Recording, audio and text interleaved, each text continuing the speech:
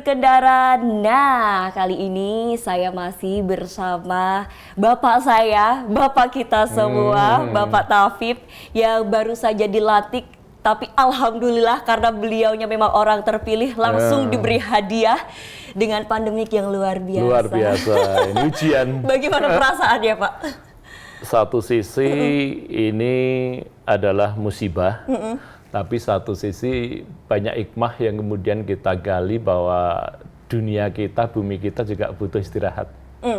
Banyak hal saya kira hikmah yang diambil, artinya orang mungkin lebih banyak di rumah, kemudian aktivitas harus dibatasi termasuk transportasi. Saya kira ini bagian dari siklus dunia ya seperti itu menurut saya. Dan saya kira ya ini tetap saya melihat musibah ini tidak terlalu lama lah. Tentu bagi saudara-saudara kita, khususnya masyarakat di sektor informal itu yang cukup merasakan sekali terhadap musibah ini.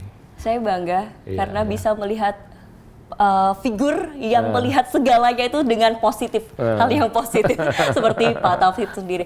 Tapi Pak Taufiq, Yogyakarta itu kan sebagai daerah juga tujuan ataupun sasaran sebagai orang-orang yang tadinya keluar dari Jogja kemudian mudik, apalagi sebentar lagi sudah mau mudik juga kan. Betul. Iya. Nah, biasanya kalau sebelum ada pandemik ini tugas dari Dishub kan melakukan rekayasa jalan. Nah, kalau sekarang dengan adanya COVID-19, apakah ada himbauan juga untuk masyarakat dan tugas tambahan lagi? Ya, jadi pemerintah khususnya Kementerian Perhubungan sudah mengeluarkan tagline tidak mudik, tidak piknik.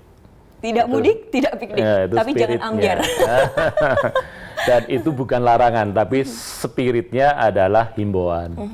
Nah, terkait dengan itu, sebetulnya dari sisi transportasi itu kan bagaimana kita mengurangi transmisi penularan COVID itu melalui jalur moda transportasi yang kita miliki, baik udara, darat, laut. Kebetulan di laut kita tidak ada ya, khusus Jogja. Nah, kemudian tugasnya apa? Kebetulan ini baru saja keluar peraturan Menteri Perhubungan nomor 18 tahun 2020 baru tanggal 9 April ini. Jadi masih belum lama. Nah, salah satunya sebetulnya di peraturan Menteri itu sudah diatur.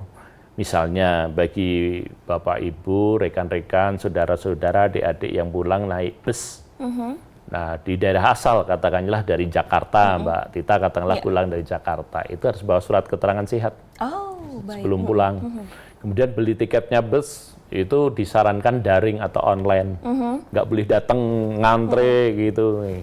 Kemudian ketika datang harus menerapkan yang namanya physical distancing, jaga jarak. Itu bagi pemudiknya.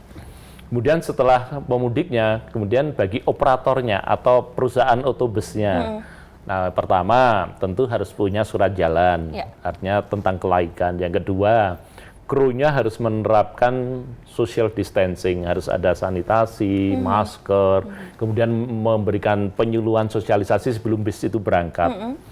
Kemudian berikutnya selama kemudian di terminal.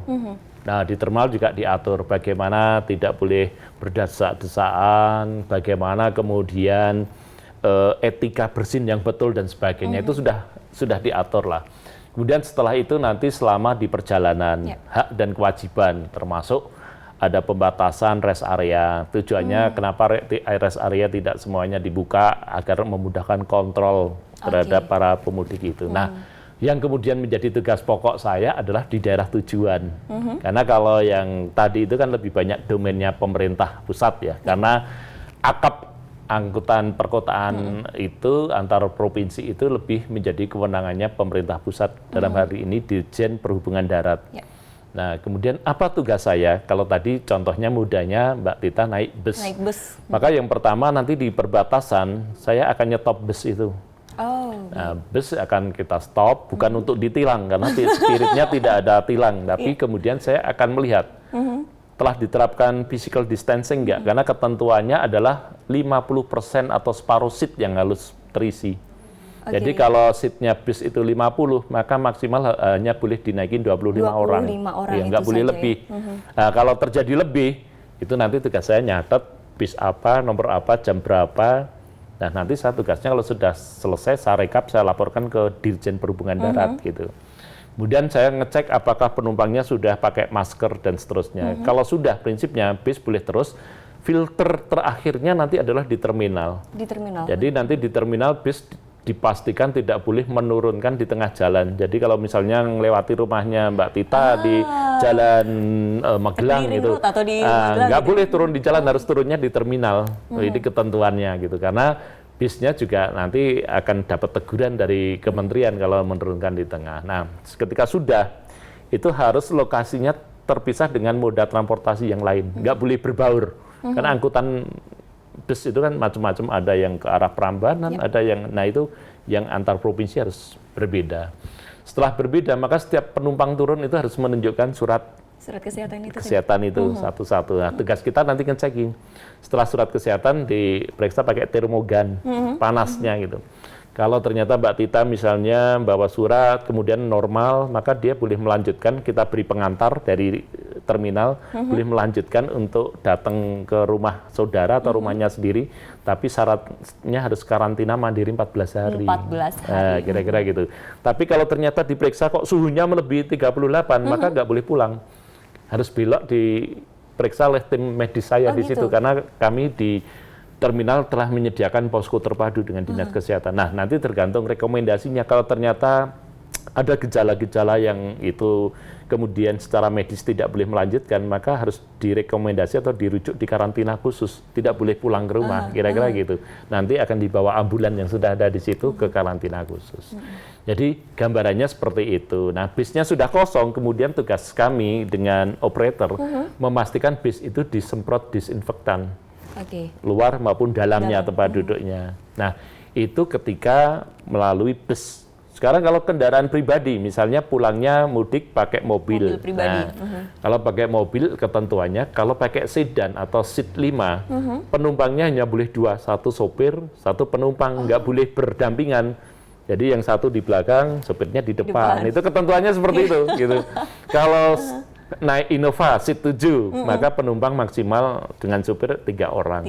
Jadi satu-satu bebas kurang lebih. Nah, tugas saya nanti akan menegakkan ngecek itu di jalan. Proses keterangan sehat dari zona merah dan kemudian protokoler kesehatannya hampir sama dengan bus.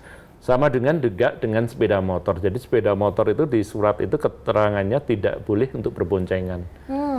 Tapi Pak Sultan pesan ke saya, kita juga harus mengedepankan pendekatan manusiawi. Kan tidak mungkin sudah sampai Jogja naik motor yuk balik Jakarta. Nah, artinya kalau terjadi seperti itu, ya manusiawi itu apa yang dilakukan? Ya akhirnya ya kita harus ngecek 2 orang itu. Pemeriksaan. Iya, dilakukan pemeriksaan karena kan kita juga harus melindungi warga kita agar tidak tertular. Nah, ini bentuk solusi lah di tengah-tengah situasi pandemi COVID-19 itu. Nah, itu kalau modanya bus. Kemudian kendaraan pribadi, motor. Nah, pesawat dan juga kereta api hampir sama. Bedanya kalau pesawat itu penumpang ditambahkan harus mengisi manifest penumpang. Mau kemana tujuannya. Kalau dulu manifest kan hanya ke luar negeri ya. Sekarang di dalam negeri pun harus ada manifestnya. Kegiatannya mau ngapain gitu ya. Nah, minimal untuk track record. Untuk mengetahui dia mau tinggal di mana, berapa lama itu nanti harus mengisi manifest. Jadi sementara ini kami dalam waktu dekat melaksanakan ini di 3 titik. Di Jalan Magelang, kemudian di Jalan Solo dekat Prambanan, dan juga di Jalan Purworejo. Nah, kemudian dalam 1 minggu ini kami baru sosialisasi yang sifatnya persuasif, himbauan-himbauan kepada masyarakat. Nah, setelah itu sambil tim kami dari kepolisian, TNI, Dinas Kesehatan komplit, setelah itu ya peraturan menteri itu nanti kita laksanakan insya Allah sepenuh hati dalam konteks konsisten gitu. Demi melindungi masyarakat itu tadi karena kesehatan atau keselamatan itu hukum tertinggi gitu, dibanding yang lain. Ibarat sekaya apapun kita, kalau misalnya kita tidak memiliki kesehatan, ya buat apa ya? Gitu. Jadi yang jelas ini Sobat Berkendara, semua sudah dilakukan. SOP, prosedurnya sudah dijalankan, sudah diupayakan. Tinggal bagaimana kita bisa menahan diri kita untuk tidak egois. patuhi apa yang sudah ada, ikuti anjurannya. Kalaupun Iya. misalnya kita tidak diperbolehkan untuk kembali, sudah ikuti. Pasti itu ada hal yang terbaik gitu ya. Betul, Mbak Tita. Iya. Ada lagi yang ingin disampaikan mungkin untuk sobat berkendara di sini? Ya, jadi mungkin yang terakhir sebagai closing statement dari saya, sebuah himbauan sekali lagi kepada saudara-saudara kita gitu yang ada di rantau, khususnya yang berada di zona merah.